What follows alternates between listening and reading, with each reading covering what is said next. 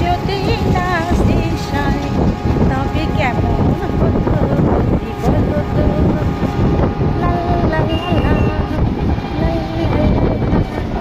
দারুণ এনজয় করছি বন্ধুরা, কি সুন্দর লাগছে, দারুণ এনজয় করছি, ওয়েদারটা খুব সুন্দর। তো আমরা যাচ্ছি এখন আমাদের নাচের স্কুলে, সেখানে থেকে এই জন্য টোটো আজকে ভাড়া করেছি, এই এত সব আছে বলে টোটো ভাড়া করেছি। কত বড় বড় পারবো না। আজকে ওয়েদারটা খুব সুন্দর, অনেক রোদ উঠেছে, ভালো, বেশ